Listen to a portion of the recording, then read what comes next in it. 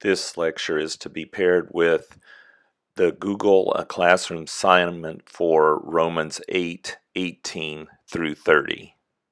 Okay, so we're going to do the final lecture on the on the 8th chapter of Romans, not the final lecture in the book, but on the 8th chapter. So we're going to pick up on verse 18 in Romans chapter 8, verse 18. And I will give explanations of the things that you are responsible to be able to know, and and that will be located also on your exercises, your assessment exercises. Those assessment exercises are just there to make sure that you're actually listening to these lectures and reading the text.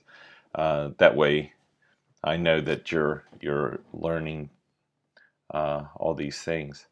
So we pick up on verse 18. For I consider that the sufferings of this present time are not worth comparing to the glory that is to be revealed. For the creation waits with eager longing for the revealing of the sons of God. For the creation was subjected to futility, not willingly, but because of him who subjected it in hope, that the creation itself will be set free from its bondage to corruption and obtain the freedom of the glory of the children of God. Okay, let's stop there. And so let's go back. For I consider the sufferings.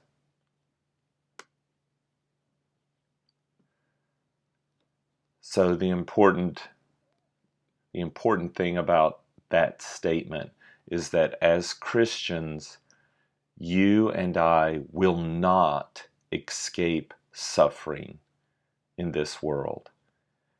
We will experience things that make us uncomfortable. We will experience things that make us weak and vulnerable.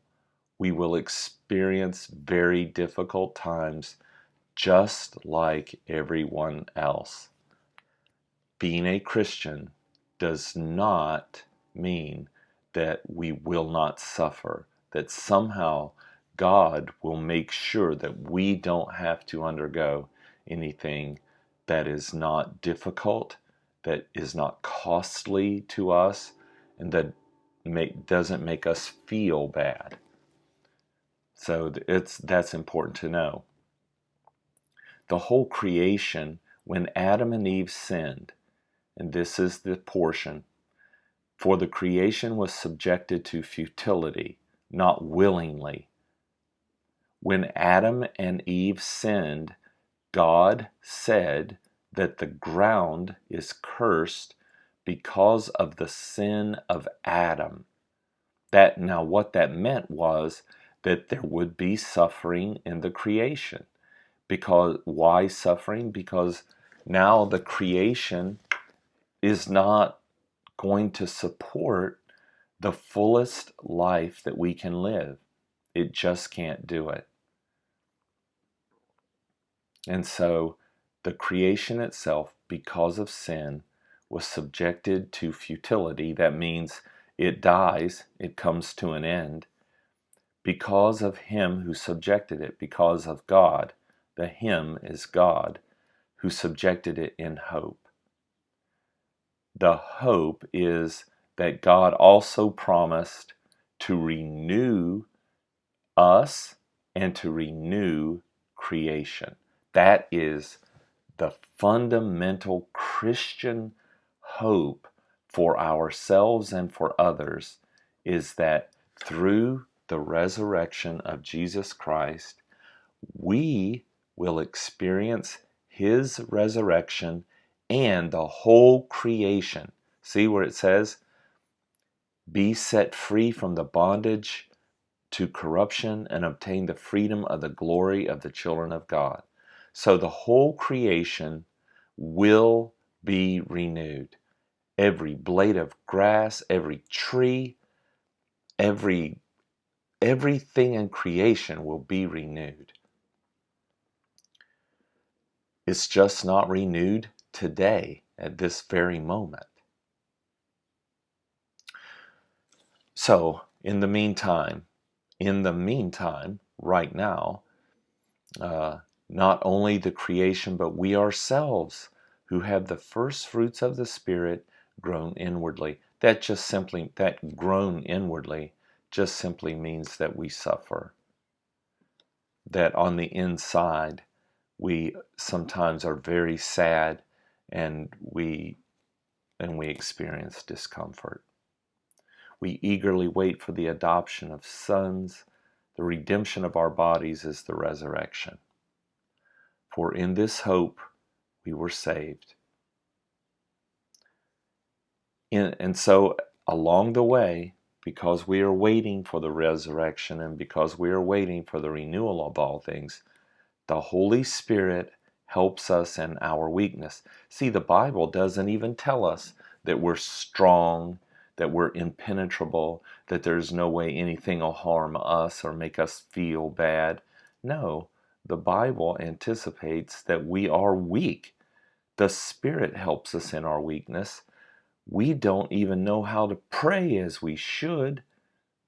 So the Spirit, the Holy Spirit, intercedes or prays for us. And he does so with great longing. See, it says with groanings too deep for words. That means the Holy Spirit also desires our redemption. It's not as if he is unaffected by our suffering. The Holy Spirit cares for us deeply. The Spirit intercedes for the saints according to the will of God. And so because this is true, because the Spirit intercedes for the saints according to the will of God, because that's true, we know that for those who love God, that means those who have faith and whose faith loves God, all things work together for good. Now, what do the all things work together for good mean? Does that mean that, don't worry, if something bad happens to me right now, tomorrow I will have a better thing? Right now, if I experience discomfort, in just a few weeks, everything's going to work out even better than I had planned. That's not what that means. For those who love God, all things work together for good. It doesn't mean that if you experienced something bad today, just wait a few days because God's going to work everything together for good. And right now in this lifetime. No, here's what this means. Verses 29 through 30 tell you what it means for God to work all things together for good. Here's what it means. It means our ultimate salvation and our ultimate renewal, our ultimate experience of being with God forever in a renewed creation with a renewed life. Here are the verses that prove that. For those whom God foreknew, he also predestined, that means planned ahead of time, to be conformed to the image of his Son, that means resurrected from the dead, made morally pure and incorruptible, incapable of death, in order that he might be the firstborn among many brothers. In other words, and brothers just doesn't mean, people of the male gender. Brothers refers to everyone that is a believer in Jesus Christ. And those whom he planned ahead of time, he predestined. He also called. That means he baptized you. He gave you faith through the word. And those whom he called, those whom he gave faith through the word, He forgave, that means he justified us, and those whom he justified, those whom he forgave, he also glorified. And glorified refers to being risen from the dead in the beginning of all new things. So I'm going to stop there for today. I'd intended to finish the whole chapter, but as it turns out, on Thursday you'll receive another recording and another worksheet, and you can complete it at that time. This is enough for today. Please use the worksheet. I'm relabeling. I used to call them read response exercises. But these that go along with the lectures, they're called assessments. So anyway, complete the assessment that's in the Google Classroom by listening and following along with this video, and you'll do just fine, and it'll help you learn the contents as you should.